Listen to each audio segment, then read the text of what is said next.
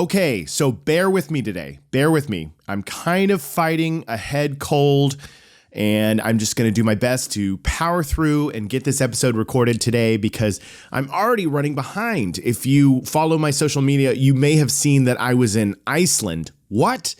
And that kind of changed the trajectory of my October. But I'm here, I'm back, I'm doing a podcast for you, Waterproof Records. Excited to talk about this album today. But I can definitely feel behind my eyes and in my nose and just my sinuses, I can feel that head cold feeling from traveling and just readjusting to my own time zone. So anyway, we're going to do the show today, and hopefully I can get through this whole thing without coughing and sniffling and sounding just terrible in your ears. If I do that too much, then I may just scrap this and try another day, but we're going to try, so bear with me. But let's jump in. We're not going to dilly-dally too much out of the gate, and we're going to get into the subject of today's album. It's time to talk about Last Splash, that's a hard one to say quickly. Last Splash by The Breeders. Let's go. Things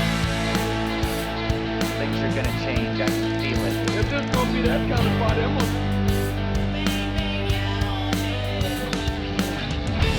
Waterproof Records.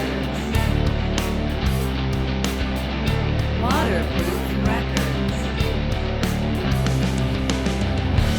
Waterproof Records with Jacob Gibbons. There you go. Theme song time. Got that knocked out and out of the way. And I've probably talked about this in previous episodes before, but in case you're new to the show, I wrote that opening theme song on my guitar and just did some drum loops in GarageBand. And then I added in there some audio snippets that you probably recognize from some 90s songs I have. From Beck's Loser in there. I have that little audio snippet. I'm a driver, I'm a winner. And then I have from the Beastie Boys, what song is that? Off of Ill Communication, where it says, if it's going to be that kind of party. And then I have, of course, from Silverfuck, I have Billy Corgan saying, Bang, Bang, You're Dead. And that's from Siamese Dream. So I put those three in there just to kind of, encompass some of those songs from that era. I thought it'd be cool to have those sounds in the theme song. One of these days, I may just do like a full overhauled version of the Waterproof Records song, try to record it in a much more professional way. That was thrown together rather early on in the process. So we'll see. I don't know. Maybe one day I'll do like a collaboration with somebody, some musician out there, and we'll do the Waterproof Records. It's like when they did the full-on Wayne's World song with Aerosmith when they did the movie. Or was that in the Saturday Night Live? I don't remember. Anyway, we're going to be getting into the podcast, and I can already feel a cough beginning to come upon me right now, but I won't let it overtake me. And before I let the cough overtake me, I'm going to say DistroKid is my sponsor for the show, and so make sure you're getting that VIP link that I include in my bio. I include it all over my social media. You should be getting 30% off your first year, and all you need to do is go to distrokid.com/VIP/waterproof. 30% off your first year of uploading songs. So make sure you take advantage of that, because 30% is quite a lot. That's more than a quarter. Come on, 30%. And if you didn't know what DistroKid was, I will tell you as quickly as I can that it is a service that allows you to put your music online. They make it so easy for you. So if you haven't checked out DistroKid, you definitely should do it. They sponsor this show. I'm a big fan. I use them and plan on using them for a long time. And they help you get your music on all those platforms: Spotify, Apple Music, Google, everywhere, Tidal, YouTube, all of them. So check out distrokid.com/VIP/waterproof. And you will be happy you did. And that's a word there. As you can see, I'm not on my game. I'm definitely feeling a little bit wonky, but hey, maybe that's why it's good to talk about the Breeders' Last Splash. But I chose it specifically because the timing, by the time this airs, hopefully if I get this out in time, I should be off to see them tonight at Hollywood Cemetery. And I'm so excited about it. They're going to be playing Last Splash, and this will actually be the third time I'm seeing them in 2023, which is kind of crazy. I don't believe I ever got a chance to see the Breeders back in the 90s. Like I'm racking my brain and wondering if they ever played one of those big, whether it was a Q101 Jamboree or some kind of, K-Rock acoustic Christmas. Maybe sometimes it's easy to lose track in those big festival shows where there were a lot of bands coming through, but I don't recall ever seeing them play. But I saw them play earlier this year, which feels like it was the first time, at Coachella. I got to go to Coachella and I got to see the Breeders. I was incredibly excited for that performance. One, it was in a very small space, and I was lucky enough to get into that space early, and I made my way all the way up front. And I was right up against the ledge and just got a chance to see them come out, the original lineup, Kim and Kelly Deal, Josephine Wiggs, and Jim McPherson, and just seeing all four of the originals. And they had their gear with the duct tape on it, and it was all kind of, garage and put together. Like you could see the guitars and the amps look like the exact same things they've been using for the past 30 years. And this album came out 30 years ago, August 30th, 1993. And I bought it on CD. And I loved it then, but one thing that's so magical about this album is it was an album that I really enjoyed, but I think that this album, it ages like a fine wine. It only got better over time, because I remember when I was a teenager and I heard it, and knowing Kim from the Pixies, I knew I was familiar with her sound, and there was elements in this that reminded me of Pixies. And so I enjoyed the album, and it took all sorts of twists left and right as you went through. But I remember setting it down for many years, kind of not forgetting it, but it just wasn't in the rotation. And I feel like somewhere in the early 2000s, I put on Last Splash, and I was just blown away by just how much it washed over me. It brought me right back. But then every song I went through, despite maybe some of the more unusual, like there's the one in here, Mad Lucas, which is funny enough. It's just kind of a bizarre tremolo voice and sleepy kind of, tune. That's not necessarily something that you're like, yeah, that's a banger. But start to finish, this album really, really not only holds up, but it just gets better and better over time, and proving that Kim Deal was a force to be reckoned with, and was being underused in the Pixies. And that's obviously why the Breeders exists and became such a big deal for her and her sister and the rest of the band members. But I interrupted myself. I was talking about being at Coachella, and there I was up front, the stage is at my chest, and I am singing along to every single song that they're going through up there. They're playing all these great songs. They're not playing Last Splash start to finish. They're just playing a bunch of Breeders songs. And, I have these amazing photos of the set, and Kelly could see me singing along to every word. And when they were done playing, Kelly came out and picked up her set list. And there were a couple people next to me, begging her for it. They were reaching out please, please, please, please. And she looked right at me, and she handed it to me, and she kind of made this grimace towards them, sorry, but she handed it to me, and she looked at them and she goes, he knew every word. She was basically saying, this guy is clearly a big fan of our band, because you could see me during every song, singing along, mouthing all the words of this album, because I really, really do love it so much. So I still have that set list. Just now dawned on me that I should have brought it here to show you, sit here and show you. So maybe I'll make a video about that, or a TikTok, or an Instagram reel or something. But I have the set list from that. But that's not the only collectible I have from Kelly Deal and from the Breeders. And this is a pretty cool story. Way back when, I want to say it was about 2002. So my wife and I had just newly arrived to Los Angeles as aspiring actors. And around this time, I was working at MGM in the home entertainment department.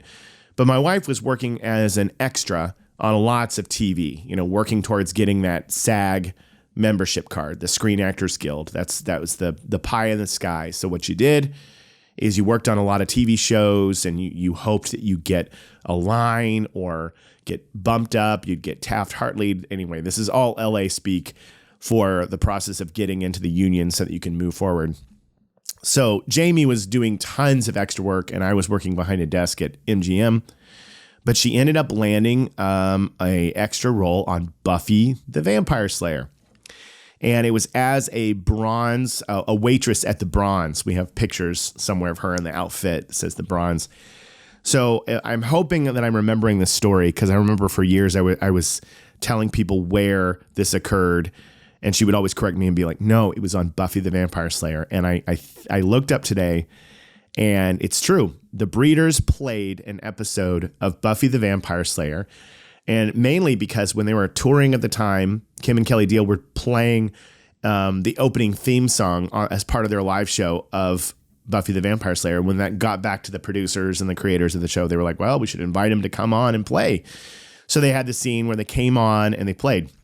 So my wife is working as an extra. So she gets all this downtime and she ends up hanging out with Kelly Deal all day on set. I think the other band members were preoccupied, but for whatever reason, I think that Kelly and Jamie got along really, really well.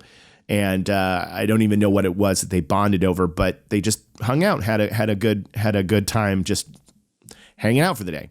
So I remember her telling me that was happening, and I couldn't believe it. You know, this is before iPhones or texting being really easy. I don't know if it was just a simple phone call on a break to tell me what was happening. And I was just going, oh my God, I can't believe you're hanging out with Kelly Deal.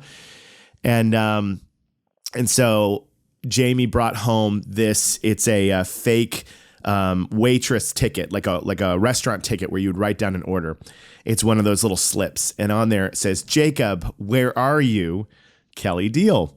So Kelly was nice enough to give that to Jamie to bring to me, and I still have it in my collection of things from the Breeders, and I've always cherished having that. It's a cool thing that I've held on to for all these years. So that was a kind of an autographed thing from Kelly Deal, and I was hoping when I saw her at Coachella, I was hoping I'd get a chance, maybe after the show to tell her that story or something, but maybe it'll get to her because of this podcast. But so then I saw them again just recently at Riot Fest.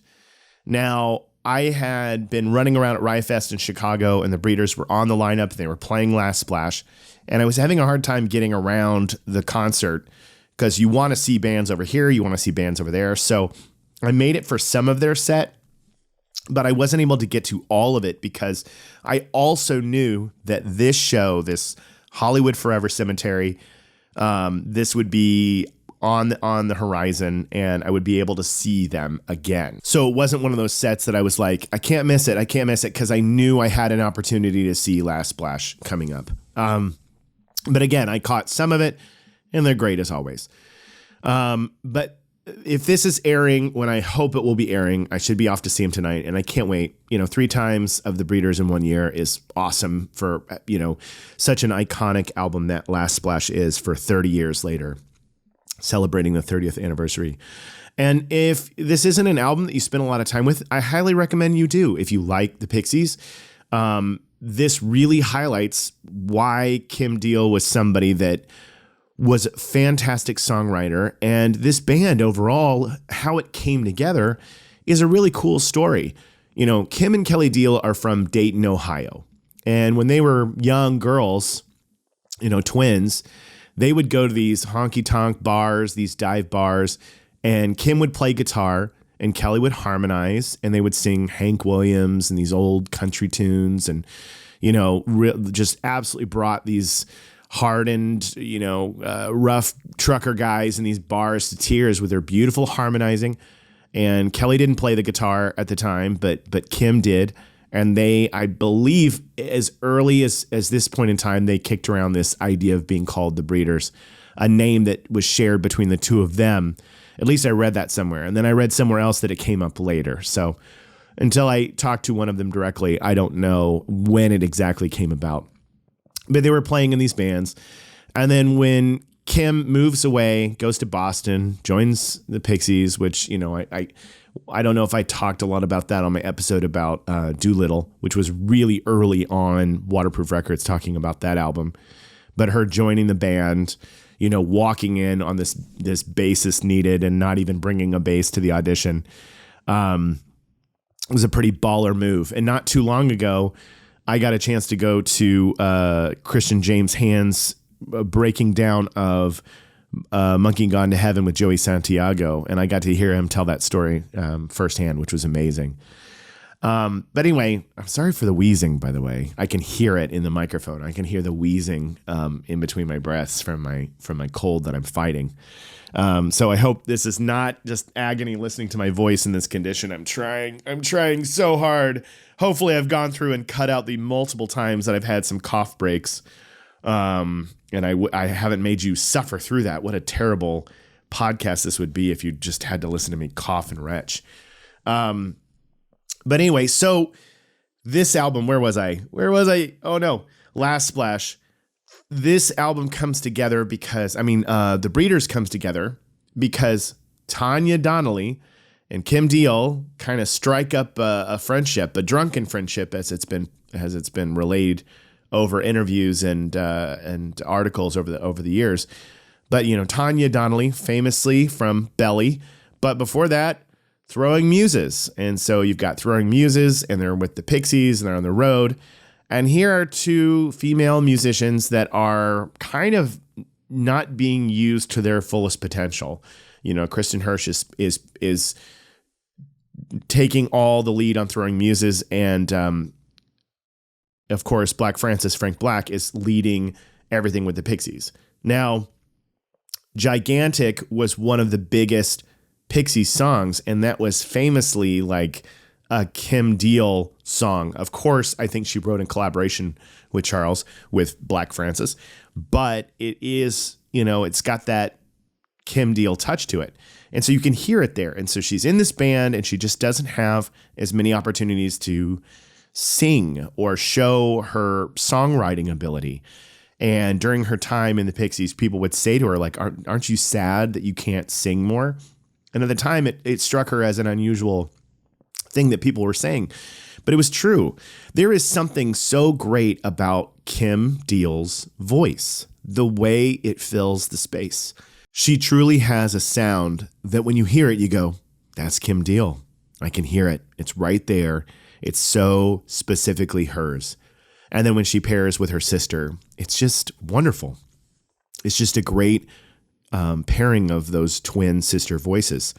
But this band was Tanya Donnelly and Kim Deal saying, let's do our own thing. And initially they said, let's start, let's collaborate together, and we're going to create like an indie electronic dance song, or like indie disco or something. And we're going to make a hit, and we're going to make millions of dollars. And they get together to do this, and nothing comes of it. They're like, it's a lot harder than we thought to come up with that. So they ditch that. They start playing some covers.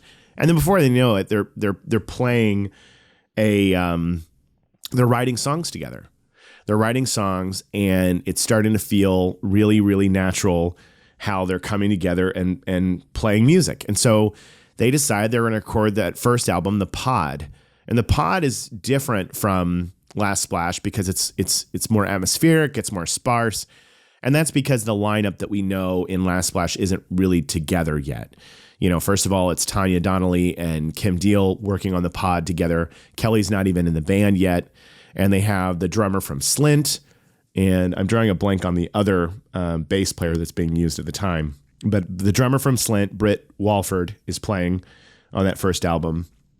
But then it's after this that kind of the long story short is the Pixies are on tour again. The Pod is out there, and it's considered to be this kind of underground success amongst musicians. And it's cited as being one of Kurt Cobain's favorite albums. It came out in 1993, I think, saying that The Breeders and The Pod was one of his favorite albums for just having this atmosphere and unique songwriting sound to it. So Nirvana and Kurt were a big fan of what The Breeders were doing. So the Pixies are on tour, and it's very clear they're going to be on the road for about a year. And so the agreement between Tanya Donnelly and Kim Deal was, hey, on The Pod, Kim will write the majority of the songs. And then on the second album, Tanya will write the majority of the songs. And that's what we're going to do. But this tour takes Kim away for a very long time. So Tanya just realizes, well, I've got all these songs that were supposed to be on the next Breeders album, but I'm going to just start my own band. So thus she starts Belly. And that first album, that's essentially a lot of the songs that were supposed to be on that next Breeders album. But she goes off and does her own thing. So Kim's now got the Breeders, and she's like, all right, I know who I got to bring in now. My sister. And her sister, Kelly, famously didn't really know how to play the guitar at all at this point in time. So she joins the band with very little guitar knowledge, but obviously she picked it up quickly, and the Deal sisters are just incredibly musical and have a grasp of it. And it didn't take long for her to come in, add a lot of skill over time to the band. And I'm sure that those early days, she looks back and goes, wow, I didn't really know what I was doing. But when I saw her at Coachella up close and personal, all those little things that they were doing back then just worked perfectly for the sound of the Breeders. It's just amazing how things come together like that. They just come together and work perfectly.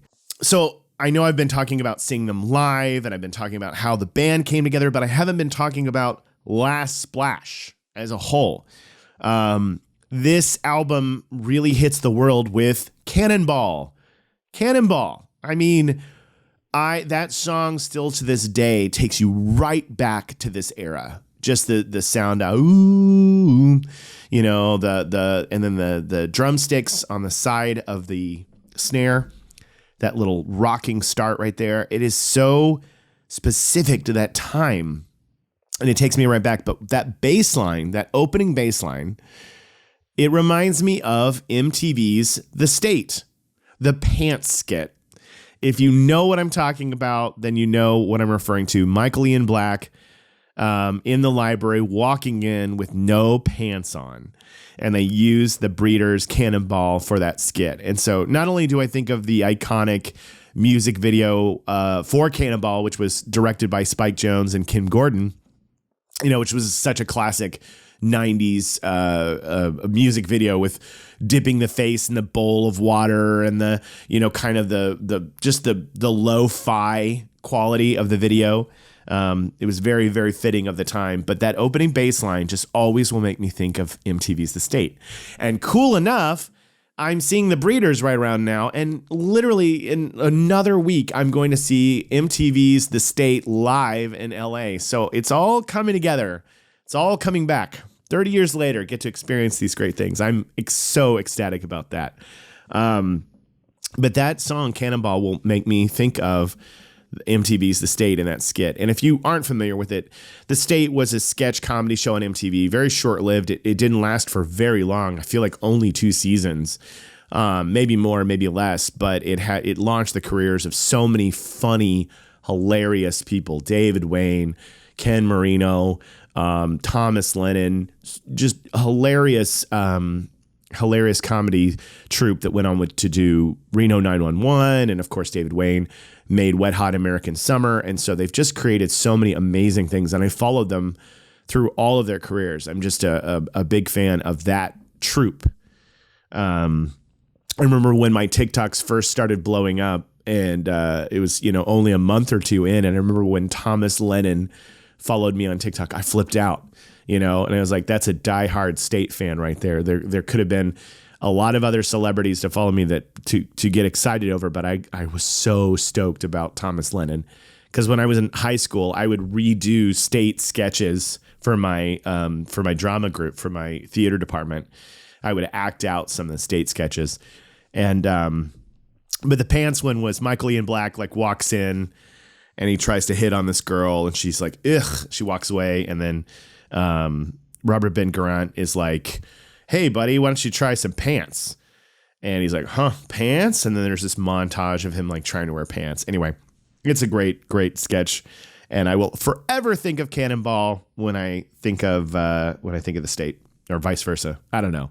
You can tell, guys. I'm so sorry. I can tell with the cough and the head cold. It's really making me a little bit loopy. I hope this is a fun episode, even if I am kind of all over the map.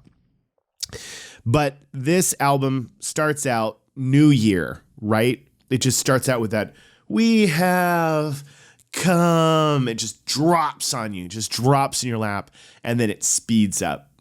There's something about Last Splash is it just goes left, it goes right, it goes up, it goes down. It just has such a diverse just directions the album can go, and yet it's all still so cohesive. It's all so Last Splash, so the Breeders, but they go all over the place. Some of my favorite songs in the album are like No Aloha. I just love the way that starts out with this kind of tropical, these guitar Hawaiian bends, and it does that whole verse with no drums, and it's just doing it kind of on its own, and then it kicks in. Bam, bam, bam. So good. There's, like I said, it goes in many directions. You have, New Year, Cannonball, Invisible Man, No Aloha. Then you get to ROI, which is one of those instrumental pieces. And that's what's been interesting about when I heard at Riot Fest them playing Last Splash, start to finish, and I could hear it and not see all of it, and I'm about to see it again. There are those unusual choices on this album that seeing them commit to them live, I'm sure these were never in the sets, right? Why would you necessarily put things like Mad Lucas in the middle of your set? It was more of like an album experimentation thing, but seeing Last Splash played start to finish, these album played concerts are such a unique opportunity for even these artists to bring a song that they were like, well, we never intended to play that one live, But Do You Love Me Now? Oh, I love this song. And the thing that always sticks out to me about Do You Love Me Now is about a minute in, the way that she's like, does love ever end? And then the way sorry for my voice there, the way the guitar and drum and bass come in almost off tempo for a beat, that has always stuck with me. The way that it happens right there. And I mean, that whole thing that I'm just saying about the timing, I think one of the things that's so appealing about this album and albums during this era, and I hope you'll understand what I mean, the carefree feeling behind the album. So there are artisans in the studio that make you feel like every millisecond was obsessively sculpted and crafted and put together, and it's perfect. Case in point, Siamese Dream, those kind of albums where the artists sound obsessive and then the sound that comes out of it is wonderful, and it's one of my favorites, but you can tell it was crafted with so much finesse. But an album like Glass Splash has this carefree, we went into the studio, we recorded it quickly, we didn't overthink things. Now, I have read that that's what they intended you to feel, and that things were planned. And then I've also read that that was kind of scoffed at. I think it was in an interview between Kim and Kelly where one was saying, oh, well, it may sound like it was carefree, but we thought through everything we were doing. And then there was kind of a look between sisters. So who knows? But it's the vibe, it's the feeling of carefree. And another album that does this really well is Weezer's Pinkerton. A feeling of looseness, rhythms changing, speeding up, slowing down, things being, songs starting with one pacing and then switching to the next. I think that really feels carefree. And there were artists coming out at the time that made you feel like, don't make everything so precious. Let the music kind of just be natural and organic. I would say Pavement. I would say, these bands that made you feel like it's cool to be a little loose. And I feel like I get that looseness from Last Splash, even if it was intentionally to sound that way, which I'm sure it was. Very bright songwriters, very skilled songwriters to give us that feeling. But when you put on Last Splash, it's perfect for a summer outside in the sun, have a drink. Maybe you even have some water that you're, spraying on yourself. I don't know. It just that last splash, right? It does have this kind of summer good vibes feel to it. Flip side, I think that's another instrumental one. I just want to get along. I remember when I would listen to it and she'd go, I just want to get along. I just want to get along. I just want to get along. And sure enough, when I was watching them play at Coachella, there's Kelly up there and she does it. And I was like, man, how many times did I mouth those words or say it just like that same intonation from the song? Talked a lot about Mad Lucas. And then you get to Divine Hammer, amazing song. Saints, amazing song. Driving on 9, amazing song. Hag, one of the weirder ones, but super fun. SOS, I don't think I knew this until just recently. I didn't know that the guitar on SOS was the guitar sampled for the Prodigy's Firestarter? Was this common knowledge for everybody? I just learned about it, just recently while researching the album. I was never really hugely into the Prodigy. I mean, I liked Firestarter and I liked some of the hit songs they had. I was not aware that the Breeders' SOS from this album was sampled. That little snippet was being used in Firestarter. So, hey, if I'm educating you, cool. But yeah, I mean, the whole album from start to finish, like I said, is so good. Some of the other fun things that I learned while I was researching this, let me see if I can find it right here. It has to do with Kelly. One of the reasons that after Last Splash, they toured on this album, and then the band kind of comes apart right around this, 94 and 95, because Kelly Dio got arrested for, I think, heroin possession and had to go to rehab. And I know that Kim had to go to rehab. So there was a lot of these projects that got thrown away because they were struggling with drug abuse, and the band comes apart. And then they kind of, Kim reforms it in the late 90s and starts releasing music again. And then gradually Kelly comes back on board. But it isn't until 2012 or 2013, around the 20th anniversary of Last Splash, that the original lineup starts coming back again. But one of the things that I did not know, and I thought this was pretty fascinating, during the time that the Breeders had broken apart and everybody was kind of figuring out their own things, Kim is off making the amps and other side projects. All the band members are doing their own things. Kelly starts her own side projects. And one of the side projects she started was called The Last Hard Men. This was the most interesting grouping of people that I'd ever heard of in my life. So basically, she decides to get Sebastian Bach from Skid Row, Jimmy Fleming from the Frogs, and she gets Jimmy Chamberlain from the Smashing Pumpkins, and they create this album, The Last Hard Men.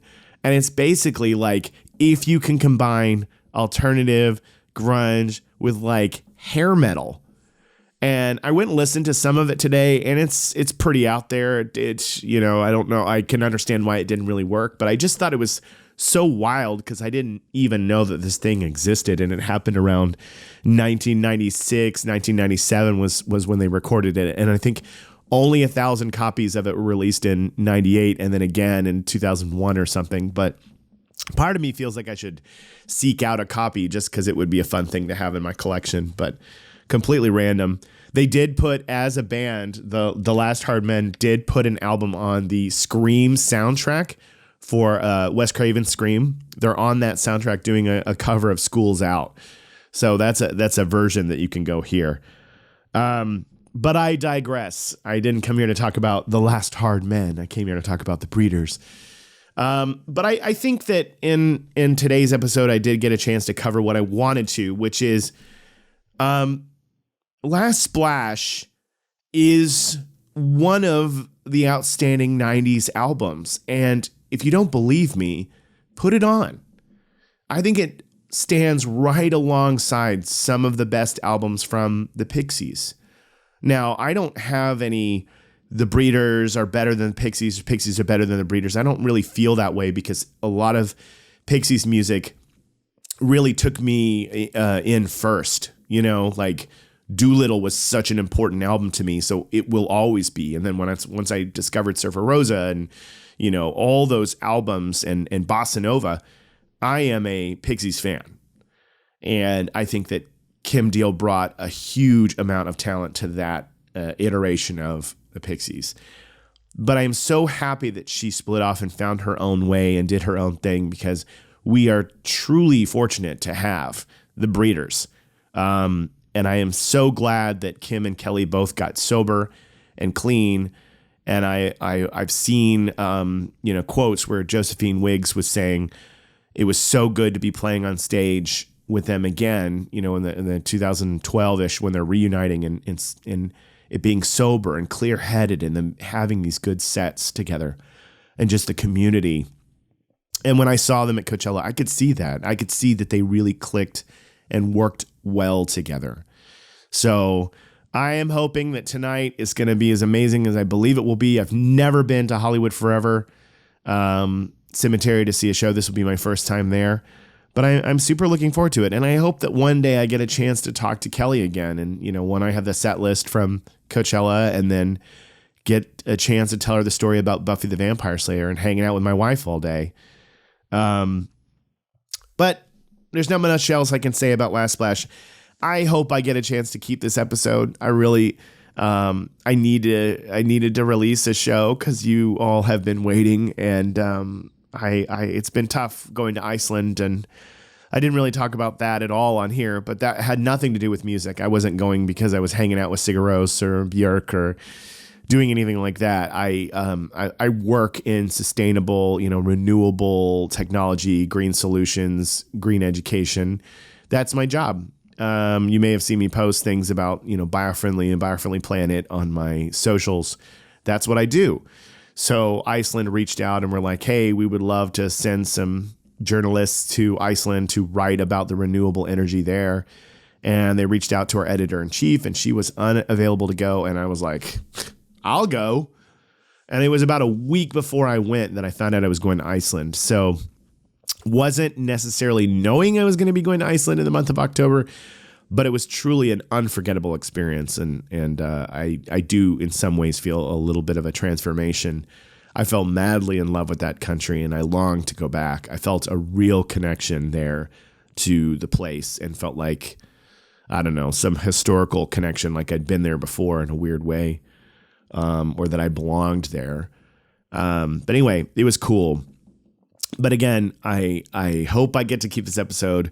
I'm saying that to you now because if you are hearing this part, you know that I hem and hawed over whether or not I needed to record it again because of my coughs that I have to edit out or sounding a little spacey while recording the show. I hope that it was good enough and I'm able to release it to the world. But I'm going to wrap it up there after talking about Last Splash. Thank you for joining me for another Waterproof Records, my Waterproofians. Again, remember, I do have subscribers on Instagram.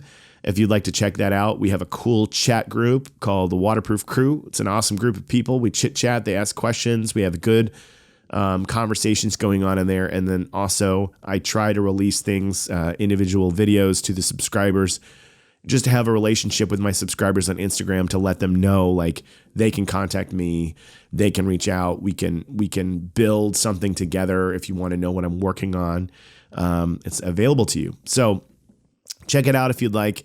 It's only $3 a month. It's super cheap, and I try to make it worth your while. And you're always welcome to give me suggestions on ways that I can make it more worth your while. So again, check out distrokid.com/VIP/waterproof. Get that 30% off your first year. And thanks for joining me for another episode of Waterproof Records. We'll see you next time when I feel better. Bye. Things are gonna change. I can feel it. If this gonna be that kind of party, I'm gonna. Waterproof Records. Waterproof